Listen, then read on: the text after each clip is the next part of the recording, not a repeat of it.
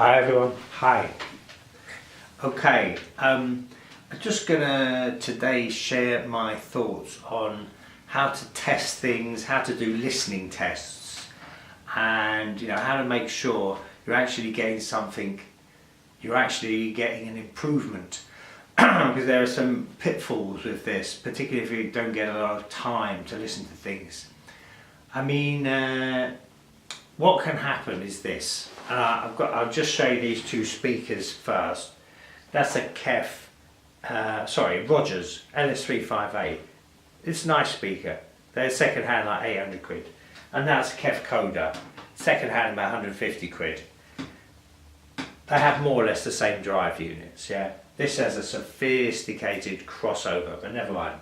Point is, if I played these to you with some, let's say, average equipment particularly, you would probably, if in the first 20 seconds, you might think this KEF Coda sounds better than this Rogers.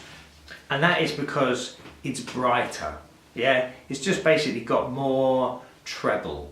So if you were to do an A-B comparison, initially you go, oh, I'm getting more detail. It feels like you're getting more detail, more excitement, blah, blah, blah. What the difference is, what you're getting from here, the more expensive one, you'll get a better sound stage. And that's something that kind of reveals itself in a bit of time when you listen to different music. So you've got to be careful that things that seem initially impressive aren't really what you want. And I mean, that goes for like bass too. Let's say, you put on some speakers, some new speakers, and they had a ton of bass. You'll be going, wow, I've never heard all this bass before. This is great.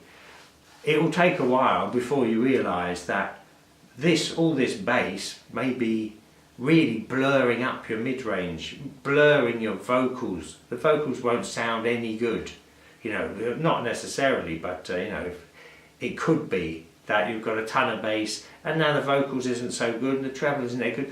Point is, you notice something that you haven't had before, it sticks out, and then you think, oh, this is better. And it's kind of just like a classic behaviour, classic error really. So if you're going to test something, I mean, you might be testing things at home, or you might be testing, buying something for someone. But what I would do is this. I would, if I didn't have time, which would be different. If you had time, I would, live with the changes for a whole week. Put speakers A on for a week, then speakers B for a week.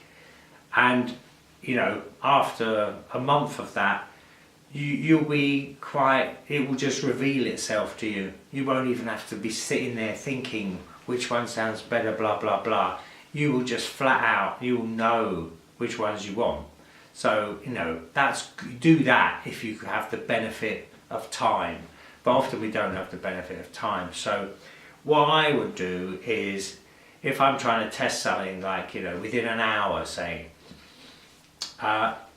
usually take headphones if you can, or if you're changing speakers, that's different. But basically, key thing is, have a few songs, have 4 songs, play 4 different types of music, yeah?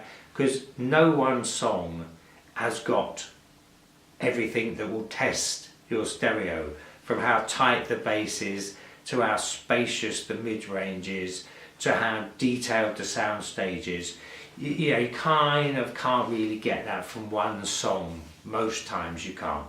So I would have 4 songs. You don't have to listen to the whole song. You can listen to half a minute of it. But every song has a whole different spectrum of audio in it. So take 4 songs.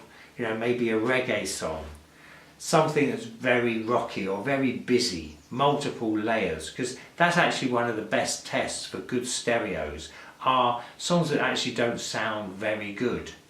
That's actually, maybe something from the 60s that wasn't produced well. If they can make those things sound good, that's a good test. Also maybe jazz, did I say female vocals, and maybe classical, but listen to like 30 seconds a minute of each one, and then go back and do whatever changes you are, changing the speakers, changing the cables, changing the weight on your cartridge, whatever things you're going to change. But so yeah, listen to all those 4 different songs, and that should give you, you know, an all-round, a full spectrum analysis of what things are sounding better or worse, you know, and then, you know, you make your own decision there. But you know, watch out for making a rash decision that is based on something just initially jumping out at you and sounding noticeable. Because if you notice something that you've not had before, you just instinctively, you kind of think, wow, you know. I think that's about it. Okay, if you want to subscribe to my channel, I've got endless tips, 40 years experience of tampering with hi-fis endlessly. Okay, bye.